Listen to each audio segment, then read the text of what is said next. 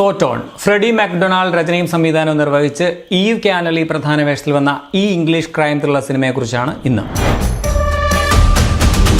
ഇത് ഒരു തയ്യൽക്കാരിയുടെ കഥയാണ്. ഒരു ഡ്രഗ് ഡീലിൽ യാദൃശ്ചികമായിട്ട് കെട്ടുപിണഞ്ഞു പോകുന്ന അവൾ തന്റെ വിവിധ ചോയ്സുകളിലൂടെ എങ്ങനെ ആ ഊരാക്കുടുക്കിൽ നിന്നും കെട്ടഴിഞ്ഞു പോരാൻ ശ്രമിക്കുന്നു എന്നുള്ളതാണ് ഈ സിനിമ പറയുന്നത്. ഒരു പക്ക ഗെയിം ഒക്കെ പോലെയാണ് ഈ പടം എന്ന് പറയാം. വളരെ വെറൈറ്റി ആയിട്ടുള്ള ഒരു ത്രില്ലറാണ്. പേഴ്സണലി എനിക്ക് നന്നായിട്ട് ഇഷ്ടപ്പെട്ടു സിനിമ. ഇതിന് 3 പാർട്ടുകളുണ്ട്. പെർഫെക്റ്റ് ക്രൈം, പോലീസിനെ വിളിക്കുക, ഡ്രൈവ് അവേ എന്നിങ്ങനെ 3ഉം എൻഗേജിംഗ് ആണെന്നുള്ളതാണ് പ്രത്യേകത. 3ൽ കൂടുതലുണ്ടോ എന്നൊരു സംശയമുണ്ട്. 3 പാട്ടിന്റെ കാര്യം പറഞ്ഞപ്പോഴാണ് ഓർത്തത്, ഒരു തമിഴ് പടമുണ്ട് ഇതുപോലെ. ഏതാണെന്ന് ഞാൻ പറയുന്നില്ല. ഈ പടം കണ്ടുകൊണ്ടിരിക്കുമ്പോൾ നിങ്ങൾക്ക് അത് ഓർമ്മ വരും. ഈ പടവുമായിട്ടോ അല്ലെങ്കിൽ ഇതിന്റെ സ്ക്രിപ്റ്റുമായിട്ടോ വലിയ ബന്ധമൊന്നുമില്ല, പക്ഷേ ഇതിന്റെ ഒരു ട്രീറ്റ്മെന്റ് ഏകദേശം ഒരുപോലെയായിരുന്നു. തമിഴ് പടം മാത്രമല്ല കേട്ടോ, പഴയ ഒരു ജർമ്മൻ ഫിലിം ഉണ്ട് ഈ ഒരു ടൈപ്പിൽ വരുന്നത്.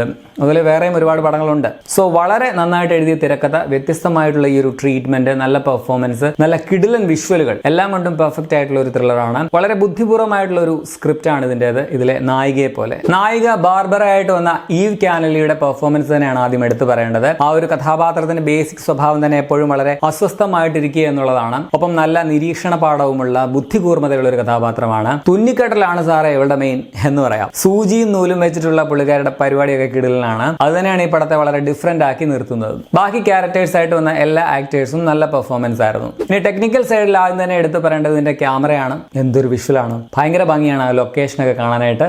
സ്വിറ്റ്സർലൻഡിലാണ് ഷൂട്ട് ചെയ്യുന്നതാണ് ഞാൻ വിശ്വസിക്കുന്നത്, ഞാൻ നോക്കിയില്ല. പിന്നെ ഈ ബട്ടണും അതുപോലെ സൂചിയും ഒക്കെ വളരെ ടൈറ്റ് ഷോട്ടിൽ കാണിക്കുന്ന ചില രംഗങ്ങളൊക്കെ ഉണ്ട്, എല്ലാം പൊളി കാണാം. സെബാസ്റ്റ്യൻ ക്ലിംഗർ ആണ് ഇതിന്റെ ക്യാമറമാൻ. എഡിറ്റിംഗും ബാക്ക്ഗ്രൗണ്ട് സ്കോറും പ്രൊഡക്ഷൻ ഡിസൈനും എല്ലാം കൊള്ളാം. പിന്നെ ഈ തയ്ച്ചുകൊണ്ടുള്ള ഒരു ടൈറ്റിൽ ഗ്രാഫിക്സ് ഈ പടത്തിലുണ്ട്, അതും കിടുവായിരുന്നു. സംവിധായകൻ തന്നെയാണ് ഇതിന്റെ എഡിറ്റർ. ആക്ച്വലി ഇത് ഇതേ പേരിലുള്ള ഒരു ഷോർട്ട് ഫിലിം ആയിരുന്നു, അത് പിന്നെ സിനിമയാക്കി മാറ്റിയതാണ്. പടത്തിൽ വലിയ നെഗറ്റീവ് ഒന്നും എനിക്ക് ഫീൽ ചെയ്തില്ല. പിന്നെ ഈ നൂല് വെച്ചിട്ടുള്ള കുറെ കുരുക്കുകൾ, അങ്ങനെയുള്ള സംഭവങ്ങൾ, അത് നമുക്ക് ചെറിയൊരു കൺഫ്യൂഷൻ സൃഷ്ടിക്കുന്നുണ്ട്. അതെങ്ങനെയാണ് ഈ വർക്ക് ചെയ്തതെന്ന് ഓർത്തുകൊണ്ടുള്ളത്, അത് നമ്മുടെ ബ്രെയിനിന് കുറച്ച് വർക്ക് ചെയ്യേണ്ടി വരും. അതല്ലാതെ ഇതിലെ വലിയ പോരായ്മയൊന്നും എനിക്ക് ഫീൽ ചെയ്തില്ല. സോ ആകെ മൊത്തം ടോട്ടലിൽ ഒരു നല്ല വ്യത്യസ്തമായിട്ടുള്ള ഒരു ത്രില്ലറാണ് സോട്ടോൺ. എനിക്ക് പേഴ്സണലി നന്നായിട്ട് വർക്കായ പടമാണ്. ഞാൻ വളരെ എൻജോയ് ചെയ്ത് കണ്ട സിനിമയാണ്. പെട്ടെന്ന് തീർന്നു പോയി എന്നൊരു ഫീൽ ആയിരുന്നു എനിക്ക്. പടം ഈ മെയിലാണ് തിയേറ്ററുകളിൽ റിലീസായത്.